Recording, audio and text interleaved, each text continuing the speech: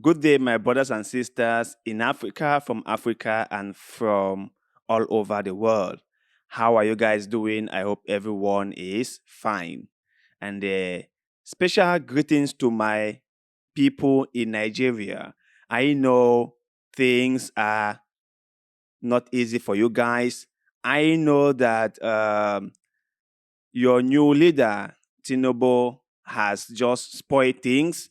And I know that people are starving, people are at the point of dying out of starvation. And that really breaks my heart. You know, when I think about this, my heart broke. My heart just broke. I hope that things can be resolved as soon as possible. But let me just say one more thing before we continue with our stories for today.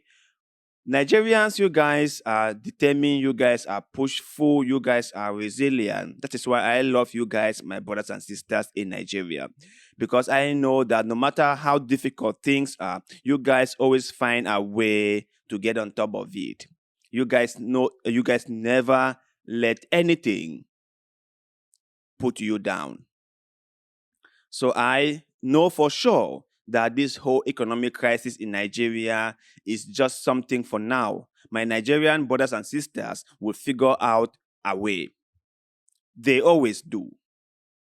So please keep working on that, and the things will just get better in no time. Just keep working. So I want us to run along with some of the stories making the headlines from our beloved continent, Africa. I hope that we can all do our part to make Africa a prosperous and glorified continent. And you guys can also do me a very, very big favor. You guys can just like this video. I mean, just hit the like button below this video and also subscribe to this channel because that really help us a lot and we shall forever and ever be grateful to you guys. So let's continue with our stories for today. This story was a very tragic one, and when I came across this, I was really, really, really sad. I was really sad. Six individuals, including the group chief executive of one of Nigeria's largest banks, Herbert Wigwe, lost their lives in a helicopter crash in Southern California on Friday. The crash, involving a Eurocopter EC-130, occurred around 10 p.m. near Nipton, California, according to the U.S. Federal Aviation Administration.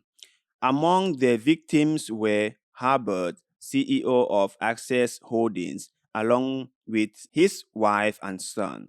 The crash site was located near the California-Nevada border, about 60 miles from Las Vegas.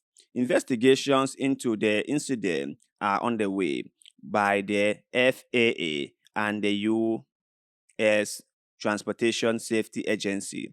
It was reported that Wigwe was expected to attend the Super Bowl American football event in Las Vegas on Sunday. I don't know what is with the Super Bowl that people are so interested in. Like everyone is just singing the Super Bowl, the Super Bowl, the Super Bowl, but I can't really understand why is it so over publicized.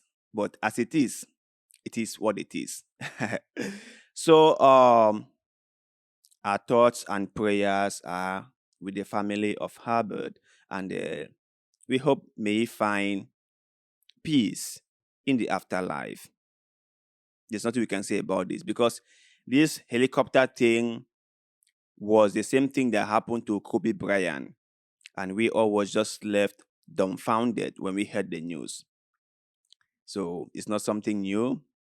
We just hope that there will be more safety put in place during these helicopter rides. But let's move on to our second story for the day.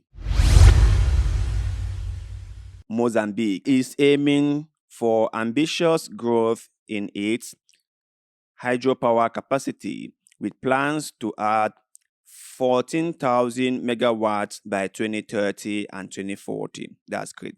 As detailed in our 60-page energy transition strategy obtained by Bloomberg. Additionally, the country intends to launch a hydrogen program this year, as outlined in the document. This proposal serves as a strategic plan illustrating how the African country seek to harness the potential of green energy for economic development and industrialization. Great, Mozambique. That is great. That is great. That is great. So, African countries are doing their best to move forward.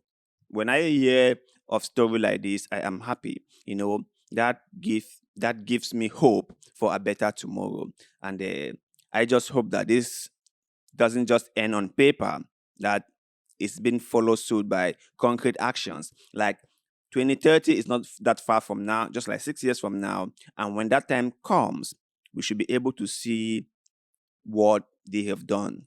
We should be able to see this come to light. But let's just celebrate them for now and then hope that they will do what they said they will do. So let's move on to our next story for the day. The interim government of Niger Republic has reaffirmed its ban on flights originating from Nigeria, stipulating that Nigerian flights will not be permitted to land in Niger. This directive was issued via a notice to airmen by the country's airspace management authority. However, it clarified that these restrictions does not extend to commercial flights transiting through Nigerian airspace without landing. According to the Nigerian Airspace Management Agency, the ban also prohibits commercial flights departing from Niger from traversing Nigerian airspace. This reciprocal measure comes after Nigeria reinstated its ban on flights to and from Niger, citing compliance with an ECOWAS resolution. It's fair. It's fair. If Nigeria took it upon themselves to ban Niger from using their airspace, it's but normal that Niger will also ban Nigeria from using their airspace. And this whole ECOWAS ban thing is so out of line. I think it's high time that ECOWAS realize that they are not going to get what they want, because I don't think that they wanting Mohamed Bazoum to be reinstated as the president of Niger is ever going to happen. This is never going to happen. The junta in Niger are there to stay, and everyone have got to just let this go. So all this thing by ECOWAS and Nigeria trying to strong arm Niger is not going to work. It's not going to work. So Niger is also saying that, okay, since you guys does not want us to use your airspace, good and fine. Don't use us. You cannot use our airspace. So fair game, right? Fair game. So let's continue with our next story for today. Erik, a former officer in the U.S. Navy and the founder of the American private military company Blackwater, has stated that African countries should be recolonized because of the perceived corruption and selfishness of their leaders. Yeah, when I heard this story, I was like, To me, it's kind of like both sides of the coin, because on the one hand, yes, African leaders are super corrupt. Most of them are so corrupt. Most of them are so authoritarian. So that is a fair assessment. Erik is not a liar here. But on the other hand, talking about recolonization, To me, it's not really something that we want because we Africans want to be our own people. We want to do things our own way. And just thinking that we colonization was going to be the solution to the matter is just telling us that you guys have a solution to the problem that we don't. I don't think that recolonizing Africa is going to solve the problem of corruption. Now, we need to start figuring out how to solve this problem of corruption because it has really affected the African society. Africa cannot really get that far because its leaders keep on stealing and embezzling every single thing from the state coffers. That is a big problem for Africa. And Africa must figure out a way to solve this problem. We must solve this problem.